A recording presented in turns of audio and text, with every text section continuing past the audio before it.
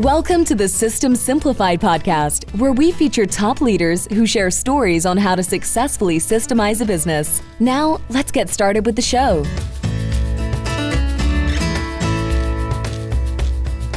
Hello, Adi Klevit here with the System Simplified podcast, where we interview top entrepreneurs, founders, and thought leaders about systematizing a business. And this podcast is being brought to you by Business Success Consulting Group. At Business Success Consulting Group, we create custom processes and tailor-made business systems so businesses can thrive and grow. And today's guest is Jessica Yarbrough. Hi, Jessica. Hi, thanks for having me. You are very welcome. I'm so excited to have you.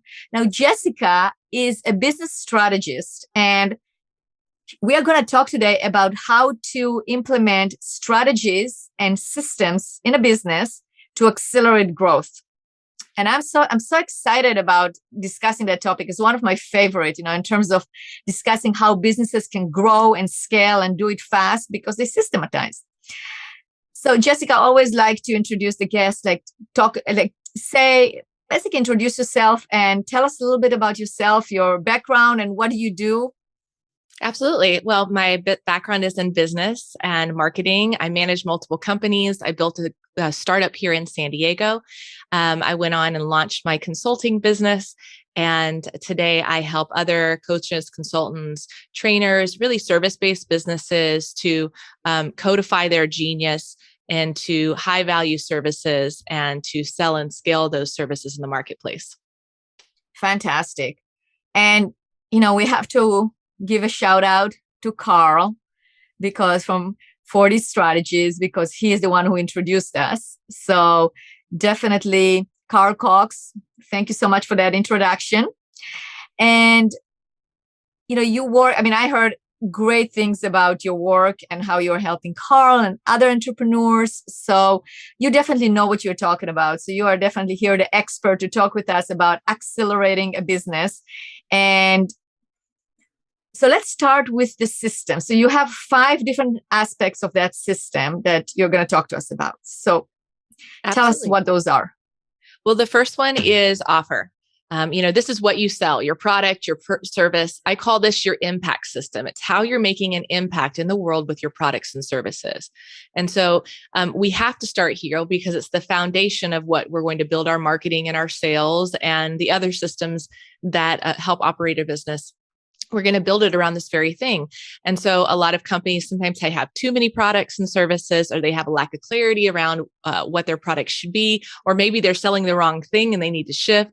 So the first thing we have to do is identify who exactly it is that you want to serve, what exactly you're going to sell, where you're placing that in the marketplace, what's the price point, and also your why behind why your company is choosing to do this. And so all of those are really key fundamental things that I call building the foundation of your house. When you have clarity, you can have a clear path, and with focus and simplicity around that path, you can really move mountains.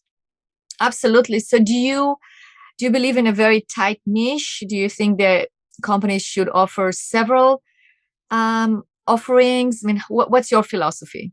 I like simple is better. With my clients, they come to me because they want to sell high value services. So, in the traditional marketplace, you think about an ascension model where you have lower ticket products and then you upsell people into higher end and higher end and higher end. In my method, I'm going after people who don't want to do all of that work. They're not looking for a volume-based business. They're looking for fewer clients, but higher paying. And so their services are going to be $2,500, $3,500, $7,500, $10,000 a month plus. And that's really the space that we're playing in. Look, you can build as complex a business as you want. I always tell the business owner, think about what you want for your life, because the more complexity you add in, the more pressure, the stress, the more people you're going to have to manage. The bigger the problems of it, and it can get complicated fast. So I'm a big fan of keeping it tight. It doesn't have to be tight as far as a niche, but just as your suite of products or services. Right. So it's really defining what you want and really knowing what you want. That's the first step, right? And you have to have clarity, because if I ask you what is it that you do, Jessica? Well, let me think. I don't know. You can't really define it to me very fast and let me know. That's a problem. Absolutely. And I also think some people don't have vision. And so they build something and then they're not satisfied with it. But then sometimes you might have too much at stake. So what are you going to do at that point? So it's very important that you understand what the ultimate vision is and that you're very congruent with the strategy that is going to take you to what your end goals are for not only for your business, but for your life. Oh, for sure. It all integrates one with another, for sure. I agree. Yes. Okay, so number one in the strategy to accelerate the business is offer. Yes. What's number two? Number two is marketing, and this is your influence system. Everybody needs marketing. Everybody needs people to buy. And really, there's three phases of that. We focus a lot on online businesses. Definitely you can do in-person or in-store. COVID changed things a little bit for in-person events. So online is, every company should have an online strategy. But really, there's three phases to that. One is audience building. You need the right people following you. It doesn't mean that you have to have millions and millions of followers, but you need the right people in your network listening to you, clicking on your ads or listening to your content, absorbing what you have to say. And the next is the right messaging. So many people, their products and services are not landing in the right place to the end user. And so they're not converting into leads like they want. So the name of the game is relevancy, right? We are in the most distracted moment in history. Literally, it is the most distracted time. We're being pulled in a million different directions. We're getting overloaded and overstimulated online. So you have to be able to cut through that noise and know how to reach somebody who is scrolling through frantically through a news feed or on Google or whatever. You have to be able to target them and to become highly relevant to them through the right message. This is essential. And then the third is a positioning. So a lot of people that struggle, again, with lead generation have weak positioning. And so we need to make sure that you're positioning online, for example, that you're positioned your company in the right way. So if you are offering a high value service versus like a bargain, then you need to position that. How Mercedes or how Maserati, Porsche markets themselves is very, very different than, say, how Walmart does. And so this is key for service providers too. You need to make sure that you're positioned in the marketplace correctly so that the people that see you automatically attach a certain value to you, and therefore you can generate those quality leads. Yeah, those are really interesting points. So let's just break it down if you don't mind, because I think it's probably our listeners have questions on that. I know I do. So let's start with the positioning. So what would be an example of a service provider, let's say a successful CPA, but they want to now go from billing per time, an hourly rate, but they want to offer a package, like a flat fee, monthly fee for their clients, so they can actually also provide some more consultative approach, right? So what will be an example of positioning for that type of client? Well, first of all, I would take them back to number one, to the offer, and we would first codify a system. So if you're going to consulting, yes, you can do consulting. You can say, okay, I'm charged $300 an hour for consulting and I sell it in a bank of 10 hours. It's really hard to build expert authority or even thought leadership around that. You have to go back to the basics and codify what is your system, your step-by-step solution that is going to take your client from the pain and frustration of their current reality into their ultimate vision. And so having clarity around that is actually how you make that leap into selling high value services. It starts in the offer impact system. Does that make sense? Absolutely, 100%. Yeah. So once we have that, now we have to show the world, we have to teach them our new method. And that's part of what we do in the marketing and influence system. We have to teach people that we are now this new person. We have to show up as the expert. And we can do that in a number of ways. Teaching is one. We also want to make sure that they're not making common mistakes when it comes to positioning that can weaken their positioning. And Jack or Jill of all trades, master of none. You ever go on someone's LinkedIn profile and they're a life coach, an accountant, they sell real estate, they do like a half dozen things that can really weaken your position. Because if I'm going to pay a CPA, $3,500 a month to give me financial advice, I want that to be all that they do. I don't want someone who it's their part-time job. Right. So that's one.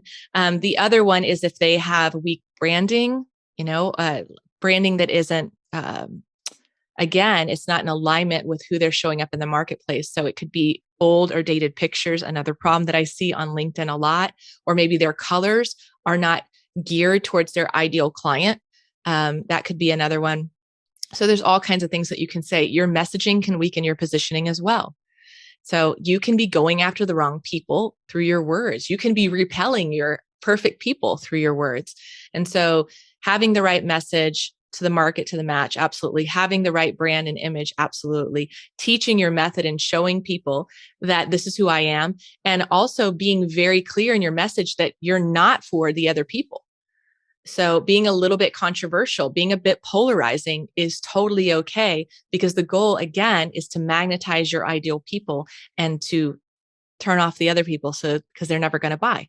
Right. Great. So that's the marketing aspect. Yes. I have many more questions about that, but we'll leave it for another podcast. So we have, so we talked about the offer, now marketing. What's number 3 of our accelerator strategy? Yeah. So number 3 is sales, and this is your money system. So you've got the right product, you've got an audience, and there's excitement, there's eagerness and demand for your services. So you have that full pipeline. Now we need to be able to successfully turn those into sales, right? To generate revenue, because we got to pay our bills. So with this sales system, it's about understanding everything that happens before, during, and after a sales conversation. So, for those of you that, work in a corporate environment and you might have whole teams and departments, you still have to have systems in place, pre-qualification systems, nurture, education systems. You have to understand how to hold that container of a sales conversation, which is going to be very different if you are a solopreneur having a phone conversation than it is pitching your services to a company with a complex procurement process. And so understanding what that strategy looks like on the front end, from the start to the finish to the post-call follow-up, whether that's a proposal or whatever it may be, so that you can actually bring people from, hi, I'm interested, I've raised my hand, I want to work with you, into positioning them, pre-qualifying them and pre-educating them before they ever even get on the phone. They're already excited to work with you or buy your services, to being able to hold that space as the authority, transfer that certainty, and ultimately bring them on as a client. Nice. Totally makes sense. All right. What's number 4? Number 4 is systems and team. And this is actually your freedom system. And so I'm sure this is a lot of what you do, Addie. You know this very, very well. It's not only building in your internal systems, your operation systems, but it's also building your external kind of marketing systems, how you're going to grow your email list or grow your audience. And then having the right butts in the right seats so that you can grow. You need the team. The team factor is one of the most challenging pieces to any company. Doesn't matter the size. It's the people problem, right? So being able to identify who is going to support what role, what their duties are as a business owner, how you can continue to free up your time and remove yourself from the center of your business and build a team that has a great culture, that can thrive and can ultimately help you achieve your goals. I love it.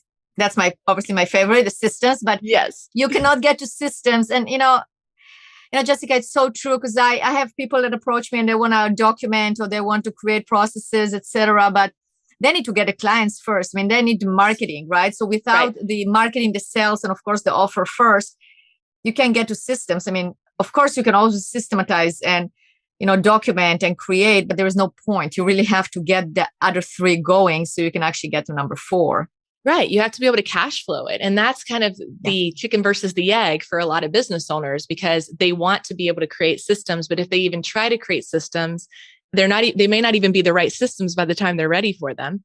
But they first need to be able to validate that their offer works, and you can validate it, that people want it by people buying it, and generate the demand for the services, make those sales, then cash flow to start to be able to bring your team members in and build out your systems. And, each CEO has to go through those growing pains as they basically are doing everything in the beginning and can slowly start to delegate and build out the systems. But you can spend an entire year building out systems alone, right? Or more. For sure. It's a continual process. And what I'm thinking also, I want to hear what number 5 is, and then I'm going to ask you the question. So what is number 5? Number 5 is delivery. And this is your scale system. So many companies are focused on more and more acquisition, but the great companies that stand the test of time focus on an amazing client experience. And so we have to have measures in place that you don't just sell the person and say, thank you, and and then they're off to some other department, and who knows if they have a great experience, but that you're really taking pride in your brand reputation and that you're making good on the promises that your salespeople made or that you made, and the client has a great experience. So for service-based providers, this could be having a really great onboarding experience. Even for products, I bought products, I bought an expensive treadmill, couldn't get the thing to work, called their customer service, routed to 5 different times, 5 different calls, finally called Costco to pick it back up. They have a poor delivery experience and it cost them $1,500 sale plus whatever Costco, tacked onto it. And so you have to be able to fulfill and bring a level of quality of the client experience, because if you can do that, then you will be successful. And you can actually scale, not just through more marketing and focus on more acquisition, but actually scale through an amazing product or service. And I think that is the dream of really every company. Everybody wants something that they feel good about, that they can get behind and be proud of. So scaling through great delivery is key in the 5th system. I agree. And that's part of your marketing too, your referral marketing. Yes. And, and like the example of the treadmill, it's not just how much it costs them one treadmill, what Costco put on top of it, but it's your experience. Now you're telling our listeners, and, and you are a nice person, very nice person, but there are those that are not that nice and are going to be very aggravated. So they tell 10 people or 20 people around them, Or if somebody, but honestly, even if that's your experience, and let's say we're meeting for coffee and I go, Jessica, I'd like to start exercising. I'm thinking about buying a treadmill. So you probably, if you're a good friend, you probably will tell me, listen, this is my experience. I just want to let you know, right? Absolutely. And I'm this kind of person, I brag about really good experiences. So I would promote the mirror. By Lululemon acquired them for a ton of money. It was created by a mom out of New York, which I think is just an awesome thing. I was an early adopter, phenomenal equipment, phenomenal customer service.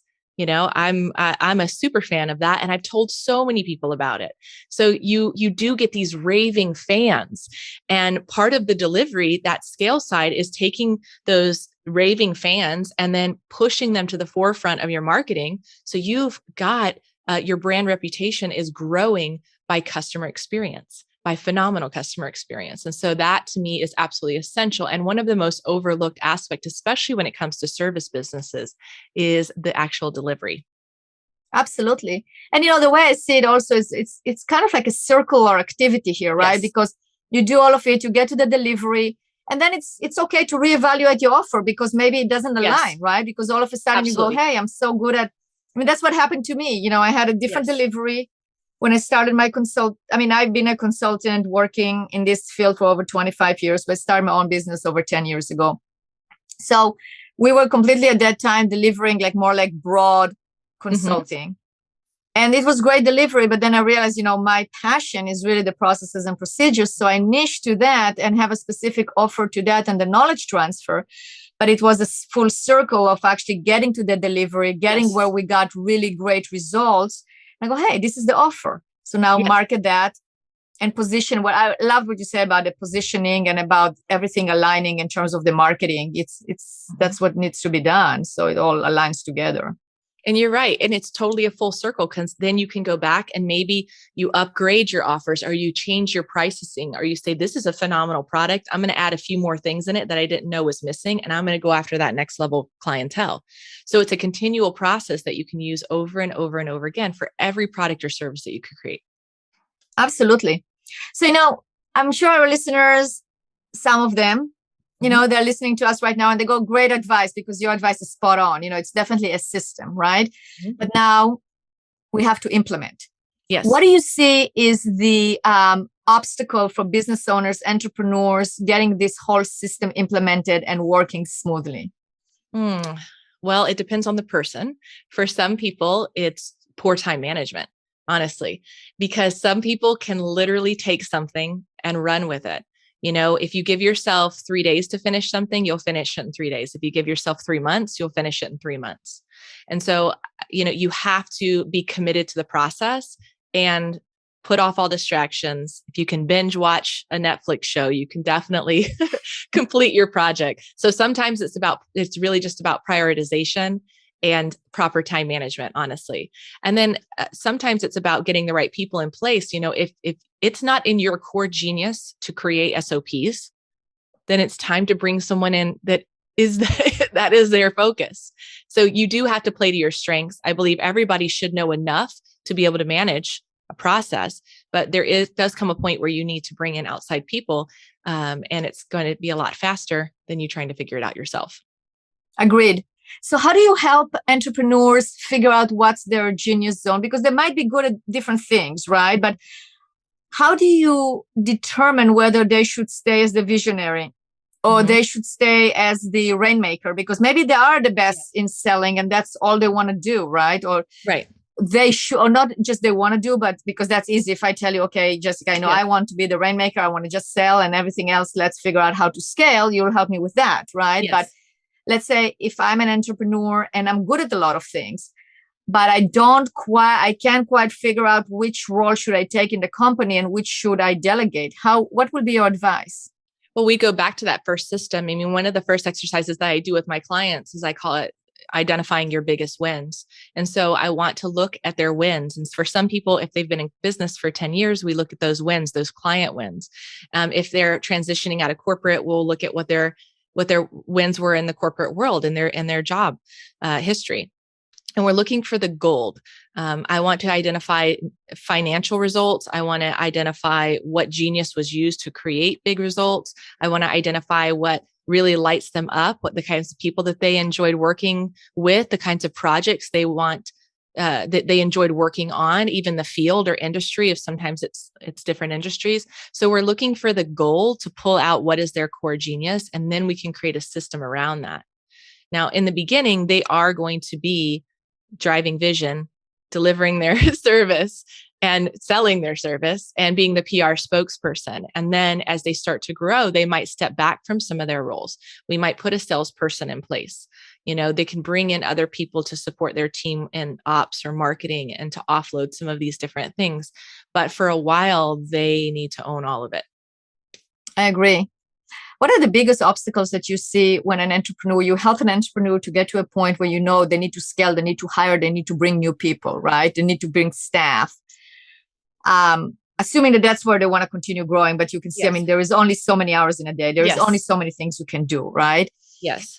So what are the biggest obstacles that you see at that crucial point that that they need to scale, and in order to do that, they have to bring staff, or they have to take some kind of a measure that's a little bit uncomfortable and a little bit risky? Well, it could be a lot of things. For some of my clients, it's letting go of certain clients or raising your prices significantly, and then they can decide to come along for the ride with you or not. If you are literally delivering 60 hours a week or 40 hours a week, as a consultant, that's going to be impossible for you to scale that. So we need to free up your time. And again, that could mean raising and eliminating clients and raising prices could be one. Launching more on a one-to-many options is a great way to scale. One of my clients, has basically $1 million income stream from the group program that we scaled, that she sells for $42,000. And so that is I wouldn't say it's not easy in the terms of to build it. It does require a lot of thought and strategy behind it, but it's much easier delivery because she only has to show up for 2 calls per month. It's a 7-figure income stream. There's other people that now support her, but it's a great path for her. But what I need to do is we have to pull them back from certain activities, maybe even let certain things go that they don't need to be doing, that they thought they need to be doing, like being on 6 different social media platforms or whatever it may be. We need to free up their time so that we can actually build the things out to get them to the next level. It's really the hardest part.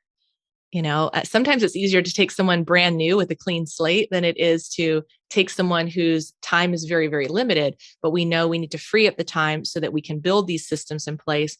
We need to build the infrastructure. And I have some of this infrastructure, so it makes it easier for my clients to pull that right person in, but they still have to train them. They have to get them enrolled in who their company is, and even for someone like one of my clients who I walked through this process, she excels in ops. This is her world. It still is a time-consuming process to enroll people into who you are and to find your way with a new team member.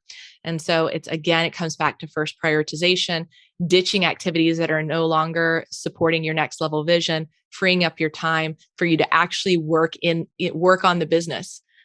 when you previously might have just not been doing that. Wow, amazing. Just had me think about different things. It's like you're right about the ditching the activities that, you have to make sure that what activities that got you where you're at, you don't ditch the successful ones. However, it can be from my experience, what I learned is that it can be the similar type of activities, but now that you're at a different level, it can be like basically the networking up or going upscale, right? You don't necessarily the same activities that got you to a certain level. They can be similar activities, but at the different level that you are at, right? There can be, and there's so much that you can delegate. And this is one of the things I find a lot of owners struggle with. It's like that letting go. It's like, no, I got to this place. And so that delegation and that letting go of control, it's a new experience. And no, they won't always do it perfect. And no, they may or may not do it as well as you. I mean, who knows if you're a perfectionist, but you have to trust people and create a process that you might not have previously created to offload that. There is no way that you can do it all. And honestly, a lot of business owners come to me with a whole list of activities of things they should not even be doing. It's just complete waste of time. And we can automate, delegate it, or ditch it all together and really get them focused on things that are going to produce high revenue generating activities or high visibility activities that are going to support that expert positioning. Absolutely. Mm-hmm. Jessica, you are full of information. And I think one of the main takeaways for me is that a person, an entrepreneur, needs a coach. They need somebody like you to actually be with them, as a partner in their acceleration, in their growth, because it's very easy. Like, although we can think, oh, we know that, yeah, we can read a book or we can do this and we can do that. But the execution, because of all the noise and all the activities you have to be involved in, having somebody like you by their side is really a winning combination. And that's why probably, it's the knowledge that you give to your clients, but it's also that support and that your optimism and your just like, yeah, it's a can-do attitude. Of course you can do it. There is no cannot do, right? Yes. And I think it's a combination, right? Of course, we have that positivity because I think outside of parenthood, entrepreneurship is the biggest personal development journey that you can go on. And there is the strategy. And it's not just the strategy of how to implement all these moving parts, but it's also strategy of how not to do that. Where you go down a path that is going to cost you 6 figures, or you think it's some quick cash, but when we actually look at does it support your long-term vision and revenue goals, it actually takes away from it. So that 50,000 or that 100,000 puts you back $250,000 on what we could do. So it's seeing the strategy clear, really, really clear. And it's also one of the greatest things I think is being able to peel back the curtain and look behind there, having like, how do I do this? Well, here's how you do it. You have things that are pre-made. And that can save you so many years of time and energy just trying to figure it all out. It's that, getting to look behind the scenes, I think, of any coaching or consulting program, just like what you do for your clients, having these done for you, playbooks is such a gift. What would that take them to have to create that themselves? And so there's so many benefits to working with someone who has the strategy in place that can help you quantum leap to your revenue goals. I agree. So you have a lot of content that you put out there. Yes. So let's start with that. If our listeners would like to follow you, get access to your content, how do they do that? Well, definitely you can follow me on LinkedIn, hit the connect button, let me know you heard me on the show. And then other than that, you can check out jessicayarbrough.com. I have amazing resources there, case studies there that you can download, lots of valuable information. We're always putting out content to support subscribers. Awesome. And if they want to contact you, they can go to your either LinkedIn or go to your website and click on the contact me, right? So yeah, click on it, apply for a call. And we don't accept everyone. We have pretty strict requirements. We're really specific with the kinds of businesses that we want to partner with to create case studies. And so apply for a call. And if you make it, then we'll have a conversation and we'll go from there. Awesome. Great. Well, Jessica, thank you so much for being a guest on this podcast. It's been fantastic. You gave us so many great the information is amazing and such good advice that I really know. I know for myself, I'm going to apply it. I know the listeners are going to apply it. So thank you so much. Thank you for having me.